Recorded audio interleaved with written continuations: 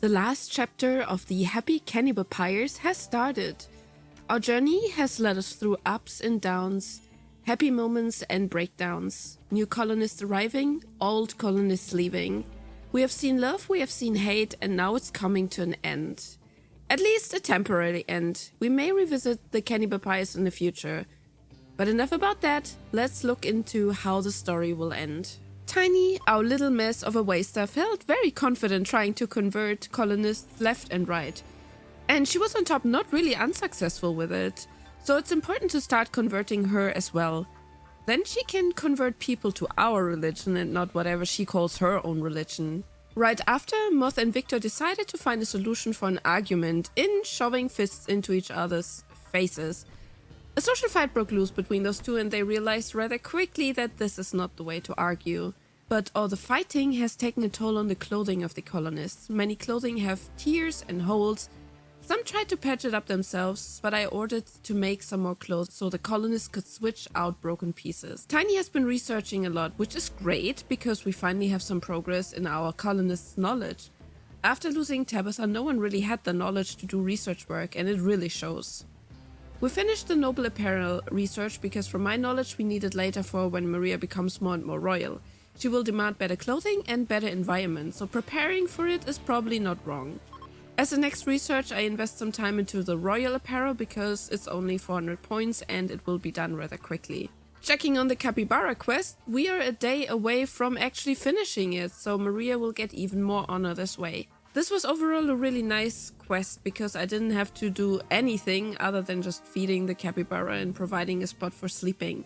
Next, the Shattered Kingdom asked me for 3 workers to work for them for the next 11 days, and usually this would be a task that I couldn't fulfill because having to give away 3 workers is usually tough. At some point everyone has their roles and removing them from their roles causes things to not run smoothly anymore, but luckily for me is that I just recently got 3 workers that I didn't plan on getting, and they do not have fixed roles yet and they just do whatever needs to be done right now. So I decided to take the quest again for honor and send Tiny, Moth and Dela Cruz into the quest. The shuttle arrives and my 3 people are gone for the next 11 days, leaving me with less mouths to feed and less potential for social fighting and other kind of conflicts. Especially with our combination of colonists, there is a lot of potential for fighting since I took people in that I would usually not take in and send away, but this time I had to save the religion, so I couldn't be picky. Agreeing on fulfilling the quest has now also changed Maria's title. I have not done any of the ceremonies it asked me to do because I couldn't fulfill the requirements. Not sure if that's actually good or bad, but maybe it's good in the sense that Maria is now more down to earth. And the next Shattered Empire quest hits us. This time, a requested negative event. The Empire wants to test the weather drone and asked us to be their guinea pigs. For the next 6.3 days, which is like oddly specific if you ask me, I'm going to have foggy rain in the colony. I can get some nice Mastercraft items for it, and that's why I choose to take the quest. Right now we don't really need sunshine. We have enough food in case it stops growing, and the rain might even help for keeping forest fires to not escalating. So I hope every colonist gets some cozy blankets and a hot chocolate for a week because it's going to be a misty cold weather. Talking about cozy, cuddly blanket weather, Rosales and Viktor had to overdo this yet again. And well, Rosales ended up pregnant. And oh boy, I did raise children in Rimworld before and it was fairly successful, but our colony is not quite in the stage to be child-friendly or welcoming. Hence we don't even have a proper hospital, but still only our hospital kitchen. I don't have a spot for a child to sleep or somebody to teach it, but it happened now and we have to prepare for it. The easiest preparation is to get a bedroom for the kid. For that, I remove the guest sleeping spots on the ground and also make the room bigger by carving a bit in the mountain wall. While I do have the risk of infestation spawning inside the rooms, more inside the mountain is also a more stable temperature, and in our only summer climate, the biggest threat is actually heat waves, so we don't want to put a child through that, and so it's a good plan for now. Raising children in Rimworld can be challenging, but it's not super hard if you're prepared. You need to make sure to have proper food, someone who takes care of them. Later in the game you can also have them grow in grow beds until they become a child and can help with the work, but I never did this. I rather have them already have a social connection with the people caring for them and then have in the long run less conflicts. Also, finally, the Capybara quest finished and we can send Little Unrest home to its owner. The children's bedroom is slowly taking shape. We have a kid's bed, and I'm placing a toy box, which will make the overall mood of the kid better.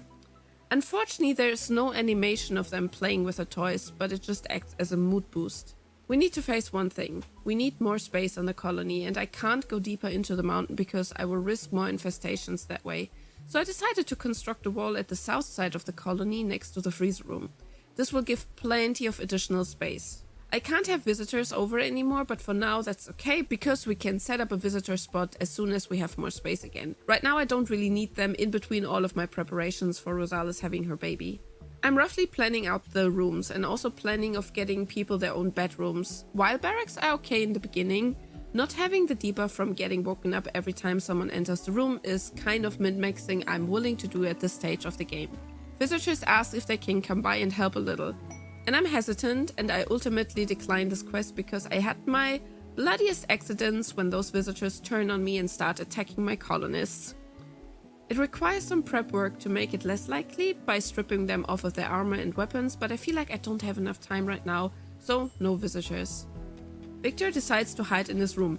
Well, Viktor, you were involved in this mess, so I guess it's time to take some responsibility. Ivy takes her frustration she's feeling to dig out the walls in the future rooms of the colony, and she's actually feeling happier and happier doing it. Maria starts supporting her. Both are my main miners and constructors, and that way both can also improve their skills a little bit. If they don't work in the field they have their best knowledge, they will lose the knowledge. So it makes sense to foster those skills once in a while. By the end of the day, we already did a lot of progress. The room is enclosed and has a roof, and everything from now on is just work that needs to be done inside to have separate rooms. I'm going with 3 separate rooms that are about the same size, while the middle room needs to be a little bit smaller to provide a little hallway. All rooms will have a wooden floor since it's the easiest now. But while planning, I realized that my colony stopped working. Not entirely sure why, I quickly figured it out. We have used up all our wood in the storage. But nothing easier than that. I tell them to cut a lot more trees outside. We haven't cut any trees in a while, therefore we have a lot of regrowth outside the colony. And now the generator broke. Luckily Viktor already takes care of it. In the long run, I really need a better generator like the steam one we could build in the east. But I'm not sure if we can actually get it done in the time. With the new rooms built, I decide to move the kitchen to the closest room to the storage. That way I can finally separate kitchen from hospital, make some space for shelves with medication in the hospital.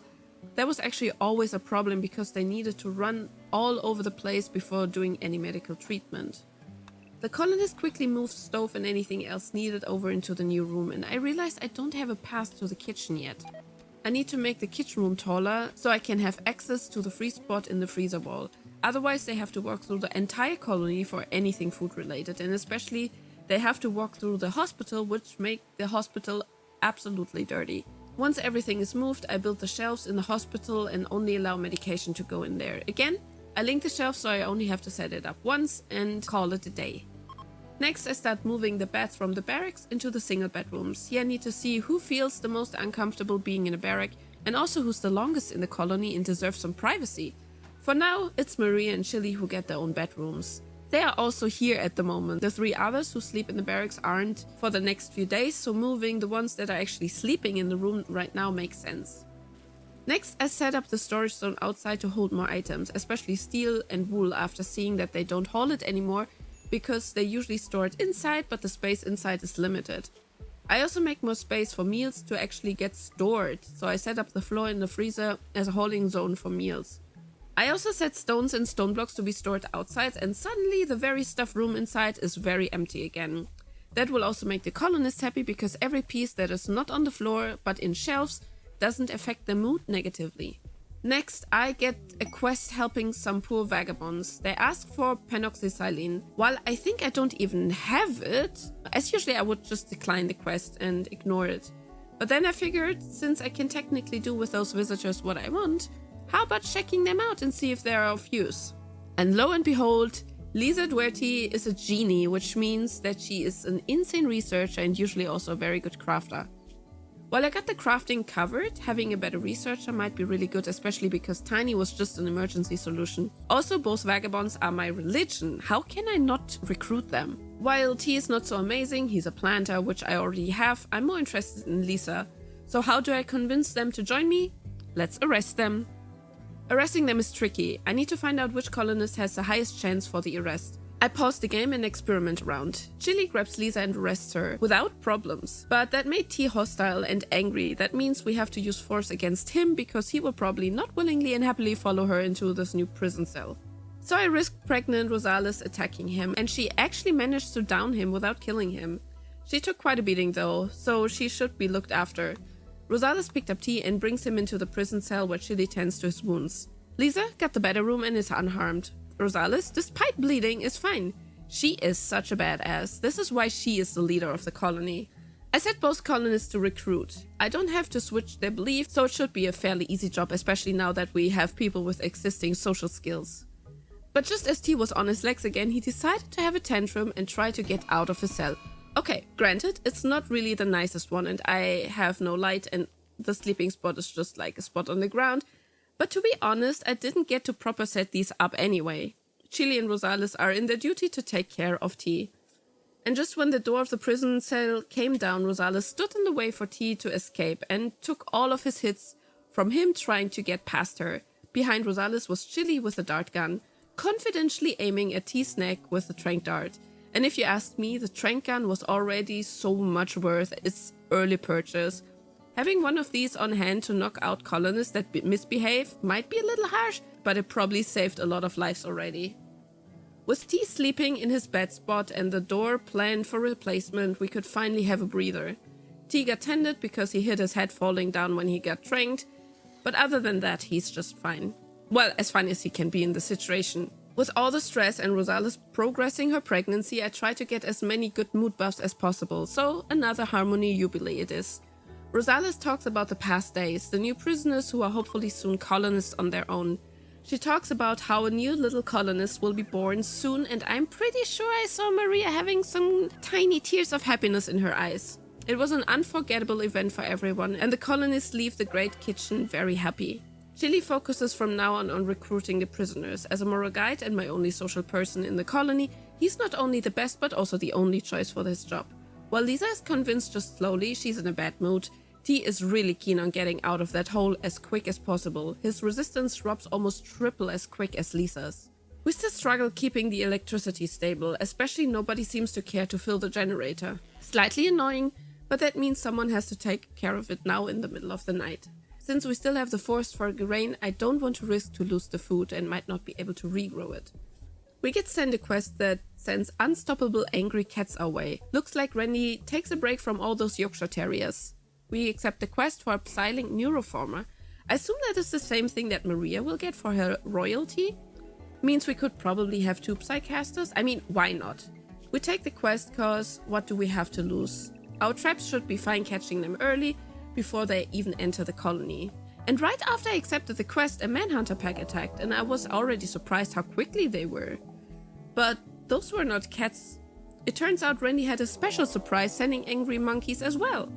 I actually had to check if this was maybe a bug and the game sent the wrong animals, but if you have Randy around, it's most likely not a bug, but Randy being Randy. I'm surprised he didn't choose Yorkshire Terriers again, and I wonder if he maybe ran out of them. The monkeys and the cats ran into my traps as predicted, but they also destroyed almost all of the traps that led to my base. In the long run, I might need to make this trap area even longer, or build a completely new trap that does not have to rely on rebuilding the traps all the time, since it can be tricky when you have several packs or a larger group attacking you.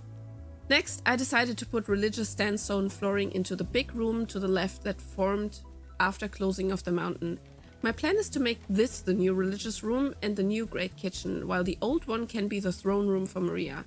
I saw that those are not supposed to be in the same room. While choosing this complex flooring, I didn't realize that only people from the religion will be able to work on it. So now this is going to be Viktor's only job until the baby's there. T got recruited and he couldn't run quickly enough out of his prison cell to grab some clothing and avoid having a major breakdown. Finally, a trader visits our colony again and I managed to make a few sales. The ambrosia gets sold, some animals, stuff I found while fishing, and poorly made statues. People actually pay for the stuff, surprisingly. I also decided to buy 2 pigs to see if that will cover our meat demand, because we don't really have hunters right now. The pregnancy countdown for Rosales is starting. 6 more days and the little new colonist will be here with us. Time to get all the preparation ready. Luckily, I already did this. The hospital is ready and going. The children's bedroom is prepared, and I might have to set up some baby food before the baby is here. Not even out of his prison cell for 10 minutes, T decides to flirt with Maria, and she immediately fell for him. This time, it's just innocent, normal love. No affair, no cheating on people. Just two colonists that fell in love with each other. I went over to build their bigger bed so they can share a bedroom with each other when I realized that Maria's religion forbids them to sleep together until they're married. Well, at least now she has some stronger motivation to switch religions. Now Lisa is recruited, and well, she is having a very heavy body purist debuff, and I wonder why that is. Is it maybe because Maria has a peg leg or something else is going on? I might have to investigate, but it makes her very unhappy. Since Lisa is now available for research, and only research, I can look into bigger research projects like microelectronics. This will keep her busy and distracted for a while. Chili offered to do another conversion ritual with Maria. The chances are okay-ish, but it is worth even if it just takes away a few percentages of her beliefs. And the ritual was very effective, even though she didn't fully convert, her certainty of her old religion dropped from 46% to 16%, and this is big. Only one more successful talk to Chili and she might be converted. The last leader speech before Rosales will have her baby. She announces that she will take a pause from leadership duties for now because of her pregnancy. And everyone is listening to what she has to say. She announces that when the baby is here, the whole colony has to jump in and help. She talks about the sense of community that she wants to foster, and she also welcomes Lisa and T to the community. The colonists leave the event encouraged. Together, they can do it. Another trader drops by and they decide to buy more weapons for the colonists. Now, with that many people, I think the raids are going to be larger, and ultimately it's good for the colonists to have weapons to defend themselves. I get a quest to save someone with a damaged shuttle, and while I usually would do it, cause it's a good quest to get your fighting skills up, it's close to Rosales giving birth, and I don't want her to plop out her minion on the battlefield, so for now, the Shattered Empire has to look for someone else.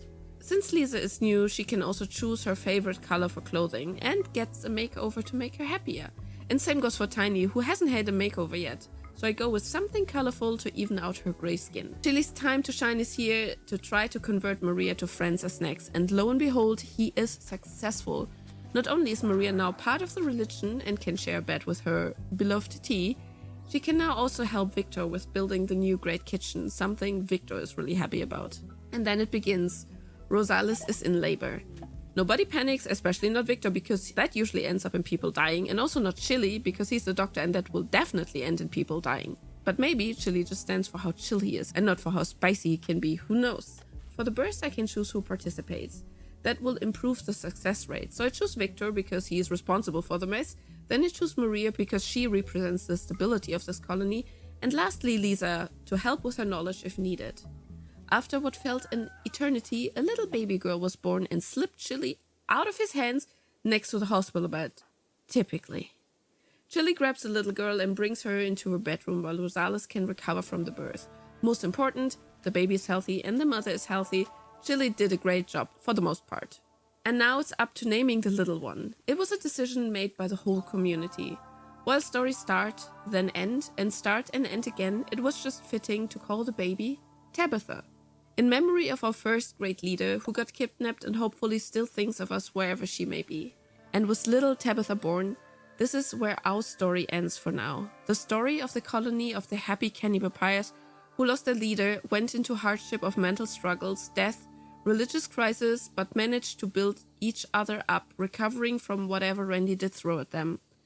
Will the story continue? Maybe, but I'm sure there are many more stories untold that deserve to be discovered. For now, stay delicious.